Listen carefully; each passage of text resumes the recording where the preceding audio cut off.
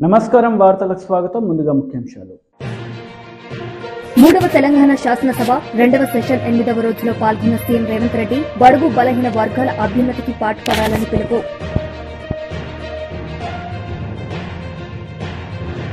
Ramji Gond memorial tribal ఫ్రీడో కోసం పునాది రాయపడిందని BJP రాష్ట్ర అధ్యక్షుడు కిషన్ రెడ్డి వెల్లడి.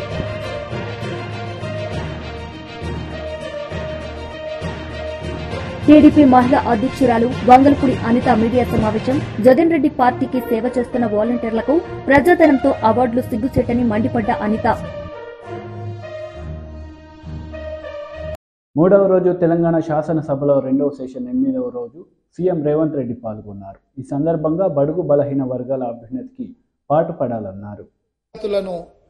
అంచనా వేసి వాళ్ళ మేలు కోసం వాళ్ళ అభివృద్ధి కోసం చర్యలు చేపట్టాలని ఆనాడు జస్టిస్ రాజేందర్ సచార్కం నేతృత్వంలో దేశంలోని ముస్లిం మైనారిటీ స్థితి కాంగ్రెస్ పార్టీ తీసుకున్న నిర్ణయాలు కూడా మన కళ్ళ ముందున్నాయి. ఇలాంటి అనుభవాలన్నిటిని క్రోడీకరించి మన రాష్ట్రంలో ప్రధానంగా అన్ని వర్గాలకు సంబంధించిన సమాచారాన్ని సేకరిస్తూనే వెనుకబడిన తరగతుల వారి యొక్క అభ్యున్నతి కోసం వారికి అవసరమైన ఆర్థిక సహాయాన్ని అదేవిధంగా రాజకీయంగా కానీ విద్యాపరంగా కానీ ఉద్యోగపరంగా కానీ అన్ని రకాలుగా ఆ వర్గాలకు ప్రభుత్వం అండగా నిలబడాలన్న ఆలోచనతోనే మా నాయకుడు పార్లమెంట్ సభ్యుడు రాజీవ్ గాంధీ గారు వారసుడుగా రాహుల్ గాంధీ గారు ఏదైతే మాట ఇచ్చిండ్రో ఆ మాటను నిలబెట్టడానికి ఈరోజు ఈ ప్రభుత్వం పూర్తి స్థాయిలో ప్రయత్నం చేస్తుంది. అందుకే ఈరోజు ఏ విధంగా అయితే సచార్ కమిటీ ద్వారా మైనారిటీ వర్గాలకు మేలు జరగడానికి నిర్ణయాలు తీసుకున్నామో ఈ రోజు కూడా ఈ సభలో శాస్త్రీయ పరంగా ఒక అంచనా సమగ్ర ప్రణాళికలు విధానాలను రూపొందిస్తాం. ఇందులో మరి ఎందుకు మా సభ్యులకు లేకపోతే సీనియర్ శాసనసభ్యులు మంత్రిగా వారికి సుదీర్ఘమైన అనుభవం ఉంది కడియం శ్రీహరి గారు. వారి అనుభవాన్ని ఉపయోగించి ప్రభుత్వానికి ఏమైనా సూచన చేసినా ఆ సూచనలు తీసుకొని భవిష్యత్ కార్యాచరణ నిర్ధారించుకోవడానికి ప్రభుత్వానికి ఎలాంటి భేషజాలు లేవు అధ్యక్ష. చాలా విస్పష్టంగా ఈ రాష్ట్రంలో ఉన్న జనాభా మొత్తం మీరు సమగ్ర కుటుంబ సర్వే చేసినామని గొప్పగా చెప్తున్నారు. ఇంతవరకు ఎప్పుడైనా ఆనాటి ప్రభుత్వం సమగ్ర కుటుంబ సర్వే చేసి ఈ సభలో వాటి వివరాలను ఎప్పుడైనా చెప్పిండ్రా అధ్యక్ష? సమాజంలో ఉన్న ప్రజాప్రతినిధులకు కానీ ప్రజలకు కానీ ఆ సమగ్ర కుటుంబ సర్వే ఎప్పుడైనా అందుబాటులో పెట్టిండ్రా అధ్యక్ష? దాదాపుగా 10 సంవత్సరాలు అవుతుంది. అదొక రహస్య నివేదికగా మీరు మాత్రమే సమగ్ర కుటుంబ సర్వే చేసి ఒకే ఒక్క కుటుంబము ఆ వివరాలన్నీ దాచిపెట్టుకొని వాళ్ళకు అవసరమైనప్పుడు వాళ్ళు చూసుకొని ఎన్నికలప్పుడు దాన్ని ఉపయోగించుకొని మిగతా సమయంలో ఎవరికి అందుబాటులో లేకుండా చేసింది. మాకు అట్లాంటి ఉద్దేశం లేదు అధ్యక్ష. మేము ఈరోజు ప్రవేశపెట్టిన తీర్మానంలో స్పష్టంగా వెనుకబడిన తరగతుల, షెడ్యూల్డ్ కులాల, షెడ్యూల్డ్ తెగల మరియు మిగతా బలహీన వర్గాలకు చెందిన ప్రజల అభ్యున్నతిని నిమిత్తం వివిధ సామాజిక, ఆర్థిక, విద్యాపరమైన, ఉపాధి, రాజకీయ అవకాశాల ప్రణాళికలను రూపొందించి అమలు పరిచేలా తెలంగాణ మంత్రివర్గం 4/2/2024 తేదీన చేసిన సిఫార్సు మేరకు తెలంగాణ రాష్ట్రమంతటా సామాజిక, ఆర్థిక, విద్యాపరమైన, ఉపాధి, రాజకీయ కుల సర్వే, కుల గణన, ఒక సమగ్ర కుటుంబ ఇంటింటి కుటుంబ సర్వేను చేపట్టాలని ఈ సభ ఏకగ్రీవంగా తీర్మానిస్తుంది. ఇందులో ఎలాంటి అనుమానాలకు శశభిషలకు తావు లేకుండా ఈ ప్రభుత్వం ఒక తీర్మానాన్ని ప్రవేశపెట్టింది. ఈ తీర్మానాన్ని మీరు అర్థం చేసుకొని మీకున్న అవగాహన మేరకు, మీకున్న అనుభవం మేరకు మీరు ఇంకేమైనా ఇది అమలు చేసే క్రమంలో ఏదైనా న్యాయపరమైన, చట్టపరమైన చిక్కులు వచ్చే అవకాశం ఉందని మీకు ఏదైనా అనుమానం ఉంటే మీ అనుమానాలతో పాటు దీన్ని అమలు చేయడానికి సూచనలు ఇవ్వండి. మీరు అన్ని అనుమానాలను లేవనెత్తి అసలు ఈ తీర్మానానికే ఒక చట్టబద్ధత లేదన్నట్టుగా చర్చ జరగడము ఇది మనందరికీ మంచిది కాదు. కాబట్టి సో మీ మనసుల్లో ఏదైనా అనుమానం ఉంటే అనుమానాన్ని చెప్పండి, దానికి మీ వైపు నుంచి ఇచ్చే సూచన కూడా చెప్పండి. మేము ఇక్కడ ఇది రహస్యంగా మాకు మేమేదో కూర్చొని మాకు మేమేదో పదురుకొని కూడుకొని ఏదో తీర్మానాన్ని పెట్టి చర్చ లేకుండా పాస్ అని ముందుకు వెళ్ళదలుచుకోలేదు అధ్యక్ష. ఇది అత్యంత కీలకమైంది. తెలంగాణ సమాజంలో సుప్రీంకోర్టు వరకు కూడా జరిగిన చర్చలు ఏముంది, మీరు బలహీన వర్గాలకు మీరు అండగా నిలబడాలంటే మీ లెక్కలేంటో మీకు తెలవాలి అన్నారు. ఈ బలహీన వర్గాల లెక్కలు తెచ్చి వాళ్లకు నిధుల విషయంలో నియామకాల విషయంలో సహేతుకమైన వాళ్ళ వాటాను వాళ్ళకి ఇవ్వాలని ఆనాటి కేంద్ర ప్రభుత్వం 2011లో ప్రయత్నం చేసింది. ఆ ప్రయత్నాన్ని తదనంతరం వచ్చిన కేంద్ర ప్రభుత్వము ఆ విషయాలను అన్నిటిని కూడా తొక్కిపెట్టి ముందుకు తీసుకురాలి. 1931 తర్వాత మళ్ళీ మా ప్రభుత్వమే యూపీఏ ప్రభుత్వమే శ్రీమతి సోనియా గాంధీ గారు చైర్పర్సన్ గా ఉన్న జగన్ రెడ్డి పార్టీకి సేవ చేస్తున్న వాలంటీర్లకు ప్రజాధనంతో అవార్డులు సిగ్గుచేటని వంగలపూడి అనిత విమర్శించారు. ఈ సందర్భంగా సీఎం జగన్ పై ఆమె మండిపడ్డారు. నువ్వు ఇచ్చే 5,000తో వాళ్ళకి ఏదో బ్రహ్మాండాన్ని సృష్టించేశానన్నట్టుగా ఈరోజు వాళ్ళకి వందనం అని చెప్పి వాళ్ళకి ఈరోజు బిస్కెట్ లేస్తున్నావు చూడు. ఇది నిజంగా ఎలక్షన్ స్టంట్ అన్న సంగతి అందరికీ అర్థమవుతుంది. ఈరోజు ఒకటి నాకు అర్థం కానిది ఏంటంటే ఈరోజు సేవా వజ్ర అట సేవా ఏదో సంథింగ్ సేవా వజ్ర ఒకటి, సేవా రత్న ఒకటి, సేవా మిత్ర ఒకటి. వాళ్ళకి ఏమి ఇస్తావులే కానీ సేవారత్న సేవ ఏంటది వజ్ర ఇవన్నీ మనం ఏమి ఇచ్చుకుంటాంలే కానీ కరెక్ట్గా ఇచ్చుకోవాలనుకుంటే సైకో వజ్ర, మాఫియా రత్న, విధ్వంస మిత్ర ఈ 3 టైటిల్స్ ఎగ్జాక్ట్గా సరిపోయేది జగన్మోహన్ రెడ్డికి. ఈ 5 సంవత్సరాల పరిపాలనలో ఈ 3 టైటిల్స్ నీకు ప్రజలు ఇవ్వాలి. అంటే ఓవరాల్గా నువ్వు ఒక సైకో వజ్రావి, ఒక విధ్వంసం మిత్రావి, ఒక మాఫియా రత్నావి. అంటే నువ్వు చేసే అవినీతి అక్రమాలు లంచగొండితనం ఆఖరికి చెప్పాలంటే కొన్ని నువ్వు మాట్లాడే మాటలకి ఒక్కొక్కసారి ఎలా అనిపిస్తుంటుందంటే నవ్వు వస్తుంది. నీకు చిక్కటి చిరునవ్వు ఎలా వస్తుంది, నిన్ను చూస్తే మాకు అంతకన్నా చిక్కటి చిరునవ్వు వస్తుంది. ఎందుకనంటే అసలు నీ నోట్లోంచి లంచం, వివక్ష, నిబద్ధత, క్రెడిబిలిటీ, విశ్వసనీయత, మోసం ఇలాంటి పదాలు నీ నోట్లోంచి వస్తూ ఉంటే జగన్మోహన్ రెడ్డి అసలు యాక్చువల్గా నువ్వేంటో చెప్పనా, ఇవన్నీ కూడా మిక్సీలో వేసి మిక్సీ కొట్టి బయటకు తీస్తే వచ్చేది జగన్మోహన్ రెడ్డి. లంచగొండితనానికి, మోసానికి, విశ్వసనీయత లేనితనానికి, నిబద్ధత లేనితనానికి, మోసకారతనానికి బ్రాండ్ అంబాసిడర్వి జగన్మోహన్ రెడ్డి. అటువంటి జగన్మోహన్ రెడ్డి ఈరోజు వాలంటీర్ల వందనం మీటింగ్లో వాళ్ళ తాలూకా మాట్లాడితే అక్క చెల్లెమ్మలను మాట్లాడుతూ అన్న తమ్ముళ్ళు నా చెల్లెమ్మలు అని మాట్లాడుతున్న వాళ్ళకి నువ్వు మాట్లాడుతున్నావు చూడు. నించొని 16 నెలలు చిప్పకూడు తిని ఆర్థిక లావాదేవీల్లో ఏవన్ ముద్దాయిగా ఉండి ఈ రోజుకి కూడా ఆస్తులు జప్తులు ఉంచుకొని ఈ రోజుకి కూడా లంచాలు తింటూ ఈ రోజు కూడా అవినీతులు చేసుకుంటూ నిన్ను ప్రశ్నించే వాళ్ళ మీద కేసులు పెడుతూ నిన్ను ప్రశ్నించిన వాళ్ళ మీద దాడులు చేస్తూ నిన్ను గట్టిగా అడిగితే వాళ్ళని చంపించేస్తూ ఆఖరికి నువ్వు లాభాపేక్షకి నీ అధికార మదానికి నువ్వు సీఎం కుర్చీలో కూర్చోటానికి సొంత బాబాయినే చంపించినోడివి, సీఎం కుర్చీలో కూర్చోవడానికి కోడికత్తి డ్రామా ఆడినోడివి. నువ్వు ఈ క్రెడిబిలిటీ, నిబద్ధత, మోసకారితనం, లంచాలు లేనితనం ఇవన్నీ గురించి మాట్లాడుతుంటే ప్రజల చెవుల్లో క్యాబేజీ పూలు ఏమైనా పెట్టుకున్నారనుకుంటున్నావా, లేకపోతే నువ్వు పెడదాం అనుకుంటున్నావా? నీ నోట్లోంచి ఇలా. మాజీ ఎమ్మెల్యే బోండా ఉమామహేశ్వరరావు మీడియా సమావేశం నిర్వహించారు. ఈ సందర్భంగా పలు అంశాలపై ఆయన మాట్లాడారు. నేను అవుటమ్మట నువ్వే వాలంటరీ వ్యవస్థ అంతా నీ సైన్యం అన్నావు. వాలంటీర్లందరూ మా పార్టీ నాయకులు, భావి నాయకులు అన్నావు, వైసీపీ నాయకులు అన్నావు. మరి మీ పార్టీ నాయకులకి రాష్ట్ర ఖజానా నుంచి 9,663 కోట్లు ఏ విధంగా ఇచ్చావు? దీన్ని రికవర్ చేయాలి. వైసీపీ ఖాతాలోంచి ఈ డబ్బులన్నీ ప్రభుత్వానికి తిరిగి చెల్లించాలి.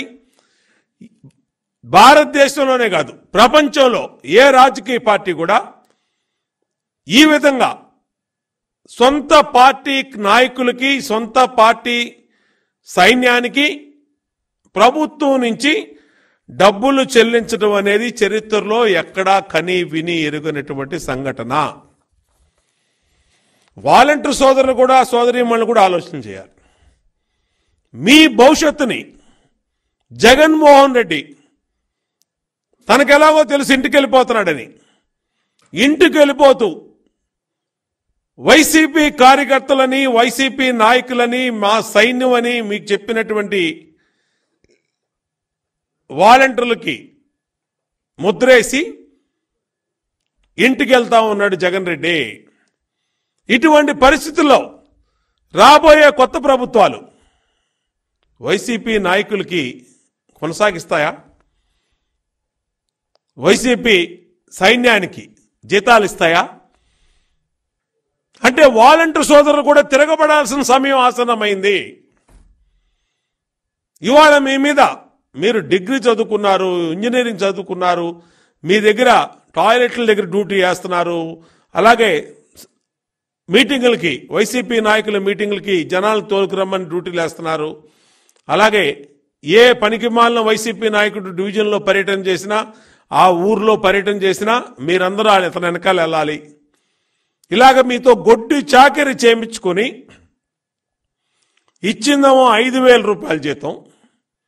మా నాయకుడు చెప్పాడు, జాతీయ ప్రధాన కార్యదర్శి లోకేష్ గారి పాదయాత్రలో, మేము అధికారంలో రాగానే వాలంటీర్ వ్యవస్థని రెగ్యులరైజ్ చేస్తాం, అలాగే వాళ్ళకి గౌరవప్రదమైనటువంటి స్థానం కల్పిస్తాం, మున్సిపాలిటీలో కానీ మున్సిపల్ కార్పొరేషన్లో కానీ ఎడ్యుకేషన్ క్వాలిఫికేషన్ బట్టి వాళ్ళకి వాళ్ళ విధ్వంసం పుస్తక ఆవిష్కరణ సభలో పవన్ కళ్యాణ్, నారా చంద్రబాబు నాయుడు పాల్గొన్నారు. ఈ సందర్భంగా వారు ప్రసంగించారు. ఆలపాటి సురేష్ కుమార్ గారు అంత గొప్పగా రాశారు. సహజంగా కొన్నిసార్లు ఒక ఇంక్లూడింగ్ నేను చాలా కాలం క్రితం 90s ఎంజే అక్బర్ రాసిన రైట్ ఆఫ్ టు రైట్ అనే పుస్తకం చదివినప్పుడు ఎంతో కొంత అయినా ఒక చిన్న పక్షపాత ధోరణి కల్పించింది నాకు ఆ పుస్తకంలోనే. ఒక సంపూర్ణంగా ఎవరినైతే తిడుతున్నారో ఒక హోలిస్టిక్, ఒక సమగ్రంగా లేదనిపించింది. సో ఇలాంటి సందర్భాలు నేను ఎన్నో చూశాను, చదివాను పుస్తకాల్లో. కానీ విధ్వంసం పుస్తకం చదువుతుంటే మటుకు అసలు ఆయన చాలా ఎక్కడా కూడా ఒక పక్షపాతి ధోరణి లేకుండా ఒక నిజమైన జర్నలిస్ట్ ఎలా రాస్తే సమాజానికి ఉపయోగపడుతుందో అంత గొప్పగా రాశారు ఈ పుస్తకాన్ని. ఈరోజు ప్రత్యేకించి పార్టీ కార్యక్రమాలు ఉన్నా, చాలా ఊర్లకి వెళ్ళాలనుకుని ప్రత్యేకమైన ఎక్కడికి వెళ్ళినా కానీ తిరిగి ఈరోజు ఈవినింగ్ 15వ తారీఖుకి తిరిగి రావాలని నిర్ణయం చేసుకొని చాలా బిజీ స్కెడ్యూల్ కూడా ఎందుకు వచ్చానంటే, నాకు ఆలపాటి సురేష్ కుమార్ గారి జర్నలిజం ఆయన మీద ఆయనకున్న కమిట్మెంట్, ఆయనకున్న గౌరవం నన్ను ఈ రోజున సభకు వచ్చేలా చేస్తుంది. ఈ విధ్వంసం పుస్తకం ఇందులో చాలా భాగం ఏదో నేను ఒక అతిథిగా రాలేదు. ఈ పుస్తకంలో పేర్కొన్న పలు సంఘటనల్లో నేను కూడా సాక్షిగా ఉన్నాను. నేను కూడా ప్రత్యక్షంగా అనుభవించిన వాడిని, కొన్ని పరోక్షంగా చూసిన వాడిని. విధ్వంసంతో మొదలైంది ప్రభుత్వం, కూల్చివేతలతో మొదలైంది ప్రభుత్వం, ప్రజాస్వామ్య విలువల్ని తాకట్టు పెట్టింది ప్రభుత్వం. కూల్చివేతలతో మొదలైన ప్రభుత్వం కూలిపోతుంది. మొదటి నుంచి నేను ఇదే చెప్తా ఉన్నాను. వైసీపీ వ్యతిరేక ఓటుని చీలనివ్వను అన్న ఒక్క వాక్యానికి, ఎందుకు ఆ మాట అన్నాను అనడానికి ఈ పుస్తకమే నిదర్శనం.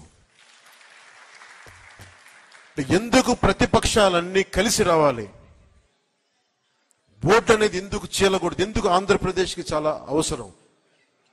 విభజించబడ్డ ఉమ్మడి ఆంధ్రప్రదేశ్కి కలిసి అన్ని రాజకీయ పక్షాలు కలిసి ప్రజల పక్షాన్ని నిలబడాల్సిన సమయం ఆసన్నమైందని చెప్పడానికి, అర్థం చేసుకోవడానికి ఆలపాటి సురేష్ కుమార్ గారు చాలా ఊతమిచ్చారు ఈ వాక్యానికి. నేను చెప్పిన ఆ వైసీపీ వ్యతిరేక ఓటును చీలనివ్వనడానికి. ఇది మనస్ఫూర్తిగా సురేష్ కుమార్ గారికి చాలా అత్యంత అద్భుతంగా మీరు ఈ పుస్తకాన్ని మీరు మీ జర్నలిస్టిక్ విలువలతోటి దీన్ని రచన చేసినందుకు మనస్ఫూర్తిగా మీకు హృదయపూర్వక ధన్యవాదాలు తెలుపుకుంటా ఉన్నాం. ఎవరన్నా సరే, నాకు చాలా బాధ కలిగింది. ఎలక్షన్లు అయిన వెంటనే ఆయా సంఘటనల్ని వారు ఎంత బాగా తీసుకొచ్చారంటే అంత బాగా తీసుకొచ్చారు.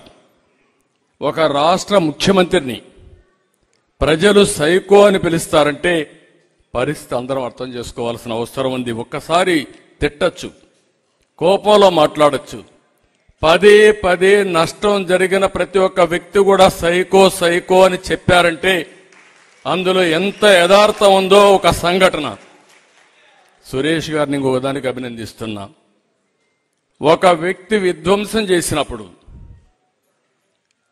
ప్రజలకు భావితరాలకు గుర్తుండే విధంగా ఆయన రాసిన పుస్తకాన్ని అమరావతి కోసం పోరాడే మహిళలకు అంకితం చేయడం, రైతు మహిళలకు అంకితం చేయడం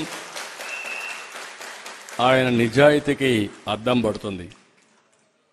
రాష్ట్రంలో ఉండే ప్రజలందరూ అర్థం చేసుకోవాల్సిన అవసరం ఉంది. దేశంలో ప్రపంచంలో ఉండే ప్రతి ఒక్కరు అర్థం చేసుకోవాల్సిన అవసరం ఉంది. మామూలుగా ఒక ప్రాజెక్టు కట్టాలంటే భూమి ఇవ్వడానికి ఎవరు ముందుకు రారు. ఒక రోడ్డు వేయాలంటే ఆ రోడ్డుకు భూమి ఇవ్వాలంటే ఎవరు ముందుకు రారు. అందుకే అనేక చట్టాలను మార్చిన తర్వాత ఈరోజు మీరు చూస్తే లిబరల్గా కాంపెన్సేషన్ ఇచ్చి తద్వారా ల్యాండ్ ఎక్విజిషన్ చేసే పరిస్థితికి వచ్చింది. దానికి భిన్నంగా 29,000 మంది రైతులు 35,000 ఎకరాలు భూమి స్వచ్ఛందంగా ల్యాండ్ పూలింగ్ లో ₹1 తీసుకోకుండా ఇచ్చారంటే అది ఇక్కడుండే ఒక విధంగా చెప్పాలంటే త్యాగం. ఎందుకు ఆ మాట అన్నానంటే ఆ రోజు ఇలాంటి దుర్మార్గుడు వస్తారు, మళ్ళా మా భూములు పోతాయి, మాకు కష్టాలు వస్తాయనుకుంటే ఆ రోజే మీరు నాకు నమస్కారం పెట్టి మా జోలుకు రావద్దని ఆ రోజే చెప్పేవాళ్ళు. కానీ ఒకటే ఆలోచించారు, ఈ రాష్ట్రం బాగుపడాలి, ఈ రాష్ట్రం బాగుపడితే మేము కూడా బాగుపడతాం. స్వచ్ఛందంగా ముందుకొచ్చి అన్ని రాజకీయ పార్టీలు, అన్ని కులాలు, అన్ని మతాలు, అన్ని ప్రాంతాలు కూడా అందరూ కలిపి 35,000 ఎకరాలు ఇచ్చారు. అలాంటి మిమ్మల్ని పెట్టిన బాధ భవిష్యత్తులో శత్రువు కూడా రాకూడదని మనస్ఫూర్తిగా ఆకాంక్షిస్తున్నా. అలాంటిది మీకు ఈ పుస్తకం అంకితం చేశారు. నేను ఇక్కడ ఒక విషయం చెప్పాలి. అమరావతి దేవతల పేరు, దేవతల రాజధాని అమరావతి. ఆ రోజు అందరిని అడిగిన తర్వాత అందరూ ఒప్పుకున్న తర్వాత అమరావతి పేరు పెడితే బాగుంటుందని అమరావతి పెట్టాం. ఒక్క విషయం మనం చూస్తే ఒక రాజధాని, ప్రజా రాజధాని కావాలని ఆ రోజు అన్ని దేవాలయాల్లో పూజ చేసి అన్ని మసీదుల్లో. అసెంబ్లీ సమావేశాల్లో ఎమ్మెల్యే మాజీ మంత్రి కేటీఆర్ పాల్గొన్నారు. ఈ సందర్భంగా పలు అంశాలపై ఆయన మాట్లాడారు. గంగుల కమలాకర్ గారు, కడియం శ్రీహరి గారు, కాలేరు వెంకటేష్ గారు అందరూ చెప్పారు. నేను కూడా తిరిగి మళ్ళీ పునరుద్ఘాటిస్తా ఉన్నా సార్. ఈ తీర్మానాన్ని పూర్తి స్థాయిలో మా పార్టీ పరంగా పూర్తి స్థాయిలో మనస్ఫూర్తిగా దీన్ని ఆహ్వానిస్తున్నాము, స్వాగతిస్తున్నాము. ప్రభుత్వానికి అభినందనలు కూడా హృదయపూర్వకంగా తెలియజేస్తున్నాం సార్. అధ్యక్ష, కాకపోతే ఒక విషయం చెప్పాలి అధ్యక్ష, ఎందుకంటే ఈ తీర్మానం స్వాగతించదగ్గది అనే మాట అందులో భేదాభిప్రాయం లేదు, భిన్నాభిప్రాయం లేదు. మా నాయకులు, ప్రతిపక్ష నాయకులు, గౌరవ పెద్దలు, తెలంగాణ తొలి ముఖ్యమంత్రి కేసీఆర్ గారు ఈరోజు కాదు అధ్యక్ష, 2004 డిసెంబర్ 17 నాడు ఆనాడు UPA 1 గవర్నమెంట్లో కేంద్ర మంత్రిగా ఆనాడు వారు ఇక్కడ మన రాష్ట్రంలో, ఆనాడు ఉమ్మడి ఆంధ్రప్రదేశ్ రాష్ట్రంలో ఉండే బలహీన వర్గాల సంక్షేమం కోసం పోరాడే ఆర్ కృష్ణయ్య గారు, వకులాభరణం కృష్ణమోహన్ రావు గారు, ఇట్లాంటి పెద్దలందరినీ కూడా తీసుకొని ఆనాటి అప్పటి ప్రధానమంత్రి గౌరవనీయులు మన్మోహన్ సింగ్ గారి అపాయింట్మెంట్ వారు కోరినారు సార్. ఎందుకంటే బలహీన వర్గాల సమస్యల మీద మాట్లాడాలి, సమయం ఇవ్వండి అని కోరితే ప్రధానమంత్రి గారు ఒక 5 నిమిషాలు సరిపోతుందా అని అడిగినారు. 5 నిమిషాలు కాదు సార్, ముఖ్యమైన సమస్య, మీకు వివరంగా చెప్పాలి, దయచేసి ఒక 40 నిమిషాలు టైం ఇవ్వండి అంటే దాదాపు ప్రధానమంత్రి మన్మోహన్ సింగ్ గారు 1.5 గంటల సమయం ఇచ్చి డిసెంబర్ 17, 2004 అధ్యక్ష, నేను తేదీతో సహా చెప్తా ఉన్నా, ఆ రోజు పోయి కలిసి సవివరంగా వారికి ఎక్స్ప్లెయిన్ చేయడమే కాకుండా ఆ రోజు పెట్టిన డిమాండ్ కూడా ఒకటే సార్. మా పార్టీ తరఫున ఆనాడు కేంద్ర మంత్రిగా కేసీఆర్ గారు చెప్పిన మాట, అన్ని రాష్ట్రాల్లో బీసీ వెల్ఫేర్ మంత్రిత్వ శాఖలు ఉన్నాయి, కేంద్రంలో లేకపోవడం అనేది శోచనీయం, బాధాకరం. కాబట్టి ఓబీసీ వెల్ఫేర్ మినిస్ట్రీ ఖచ్చితంగా పెట్టండి ఆనాడు ఒక సహచర మంత్రిగా ఆ రోజు కేసీఆర్ గారు ప్రధానమంత్రి గారిని ఇక్కడ నుంచి మొత్తం సోదరులందరినీ కూడా తీసుకొని పోయి ఆ రోజు డిమాండ్ చేసిన విషయాన్ని కూడా నేను గుర్తు చేస్తా ఉన్నా అధ్యక్ష. ఆ రోజు డిమాండ్ చేయడమే కాదు, ముఖ్యమంత్రిగా ఆనాడు తెలంగాణలో 2014 తర్వాత ఒకసారి కాదు అధ్యక్ష, 2 సార్లు తీర్మానాలు కూడా చేసి పంపించినాము.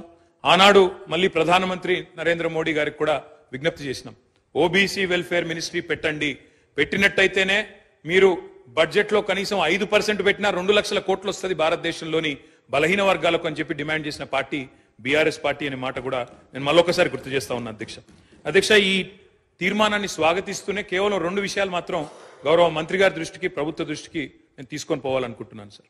అధ్యక్ష, ఏ కార్యక్రమం చేపట్టినా ఇప్పుడే గౌరవనీయులు గంగుల కమలాకర్ గారు ఒక మంచి మాట చెప్పారు. బీహార్లో ఈ ప్రయత్నం చేసినారు, అక్కడ జనరల్ అడ్మినిస్ట్రేషన్ డిపార్ట్మెంట్ ద్వారా జీఏడీ ద్వారా అక్కడ ఈ కార్యక్రమాన్ని వారు ప్రయత్నం కూడా చేసినారు. ఆనాడు జేడీయూ కాంగ్రెస్ పొత్తులో ఉండే అనుకుంటా, అక్కడ ప్రయత్నం ఆర్జేడీ పొత్తులో ప్రయత్నం చేసినారు. కానీ దురదృష్టవశాత్తు న్యాయపరమైన చిక్కులు రావడం వల్ల మొత్తం ప్రక్రియ ఆగిపోయింది. 500 కోట్లు బడ్జెట్ లో పెట్టినప్పటికీ మొత్తం కార్యక్రమానికి విఘాతం కలిగి ఈరోజు ఎటు కాకుండా త్రిశంకు స్వర్గంలో వేలాడుతా ఉన్నది. కాబట్టి నా విజ్ఞప్తి, మా అందరి విజ్ఞప్తి, మా పార్టీ తరఫున కూడా ప్రభుత్వానికి నేను చేసే విజ్ఞప్తి అధ్యక్ష, ఈ కార్యక్రమం ఫలవంతం కావాలి అంటే మీరు తదుపరి మీరు చెప్పిన బీసీ డిక్లరేషన్ లోని ఆ అంశాలన్నీ కూడా అమలు కావాలని మనస్ఫూర్తిగా ఆశిస్తూ ఆకాంక్షిస్తూ ఇది ఫలవంతం కావాలి అంటే ఒక పని చేయాలి అధ్యక్ష. దయచేసి శాసనసభను పొడిగించండి, ఇంకా 2 రోజులు పొడిగించండి, బిల్లు ప్రవేశపెట్టండి.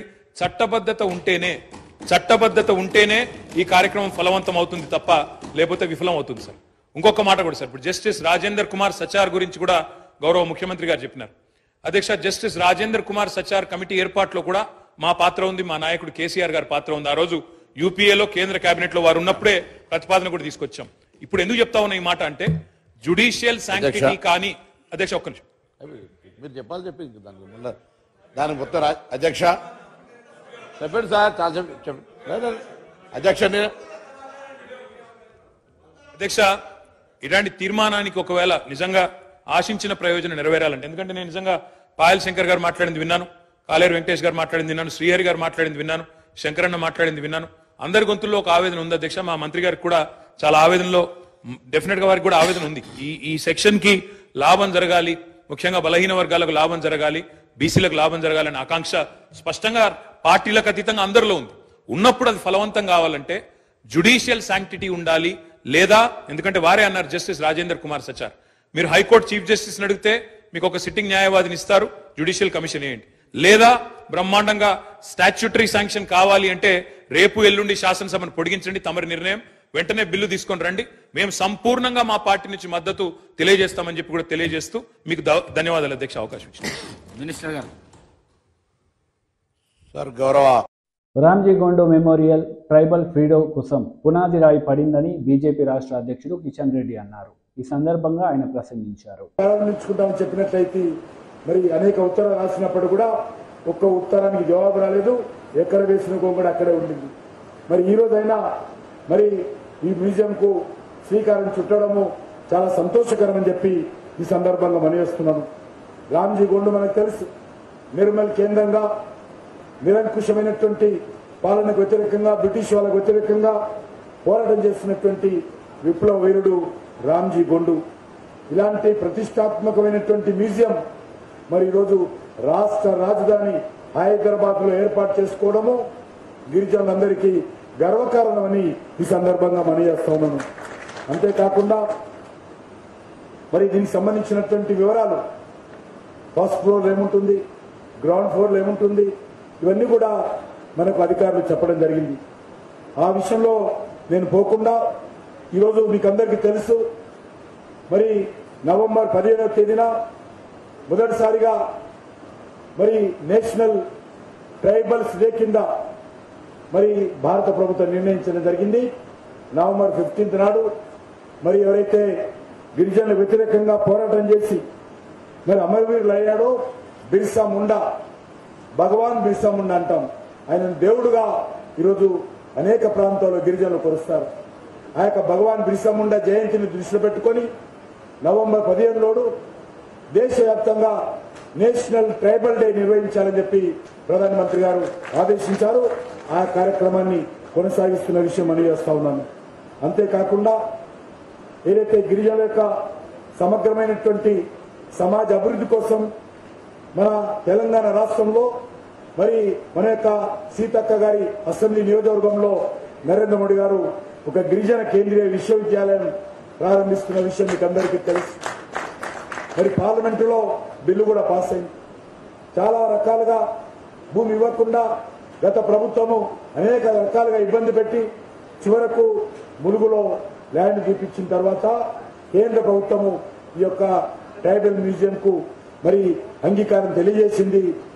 పార్లమెంటులో ఈ యొక్క మ్యూజియం సంబంధించినటువంటి ఆమోదం కూడా 889 కోట్లు అంటే ఆల్మోస్ట్ 890 కోట్లు మరి ఫస్ట్ ఫేజ్ లో ఇవ్వాలని చెప్పి నిర్ణయించి కేటాయించిన విషయాన్ని సందర్భంగా మనం వస్తున్నాము.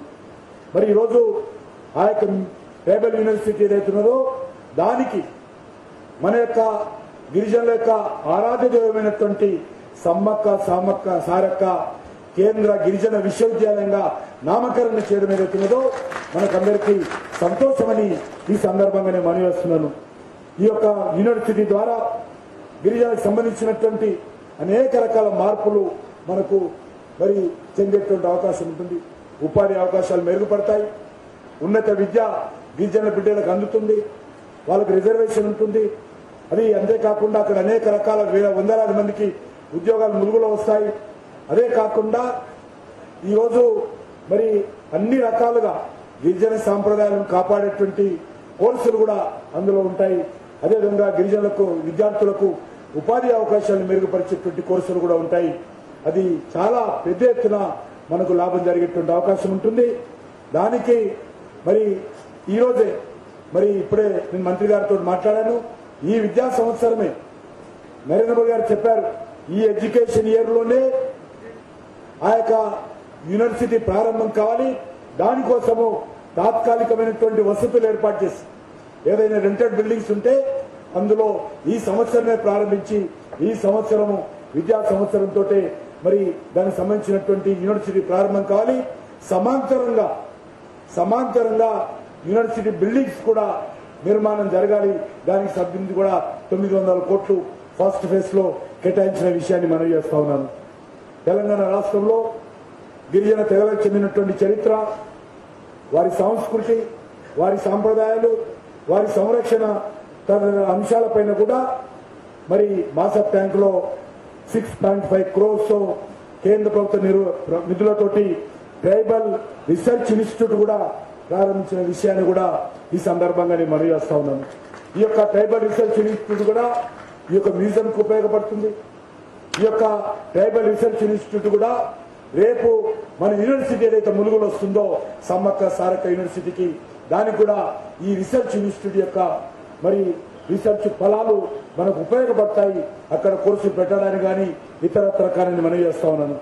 అంతేకాకుండా ఈరోజు గిరిజన ప్రాంతాల్లో విద్యారంగాన్ని ప్రోత్సహించడం కోసం ఈ వర్గాల్లో మరి నిరక్షరాస్యతను తొలగించి అక్షరాస్యత పెంచడం కోసము 420 కోట్లతో తెలంగాణలో 17 ఏకలవ్య పాఠశాలను కూడా మరి కేంద్ర ప్రభుత్వం ప్రారంభించిన విషయాన్ని ఈ సందర్భంగా మనవి చేస్తా ఉన్నాను. అంతేకాకుండా ఈరోజు దేశంలో ఇంతకుముందే కేంద్ర మంత్రి గారు చెప్పారు, అర్జున్ ముండా గారు, దేశంలో అత్యంత వెనుకబడినటువంటి గిరిజన వర్గాలను కేంద్రీకరించి వాళ్ళని టార్గెట్ చేయాలి. ఎందుకంటే ప్రభుత్వ ఫలాలు సమాజంలో ఎవరైతే పూర్తిగా నిర్లక్ష్యానికి గురిపడి స్వాతంత్రం వచ్చిన తర్వాత ఏ రకమైనటువంటి లబ్ధి రాకుండా, కనీసం వాళ్ళ కరెంటు లేకుండా, కనీసం వాళ్లకు మరి విద్యా సౌకర్యం లేకుండా, వైద్య సౌకర్యం లేకుండా మరి నిర్లక్ష్యానికి గురిపడి. వార్తలు ముగించే ముందు ముఖ్యాంశాలు మరోసారి. 3వ తెలంగాణ శాసనసభ 2వ సెషన్ 8వ రోజులో పాల్గొన్న సీఎం రేవంత్ రెడ్డి బడుగు బలహీన వర్గాల అభ్యున్నతికి పాటుపడాలని పిలుపు.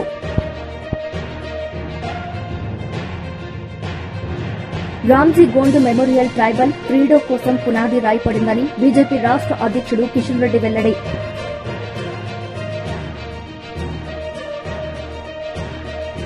టీడీపీ మహిళా అధ్యక్షురాలు వంగల్పూడి అనిత మీడియా సమావేశం. జగన్ రెడ్డి పార్టీకి సేవ చేస్తున్న వాలంటీర్లకు ప్రజాధనంతో అవార్డులు సిగ్గుచేటని మండిపడ్డ అనిత. ఈ వార్తలు ఇంతటితో సమాప్తం. తిరిగి ప్రసారమయ్యే వార్తలు మళ్ళీ కలుద్దాం. అంతవరకు సెలవు. నమస్తే.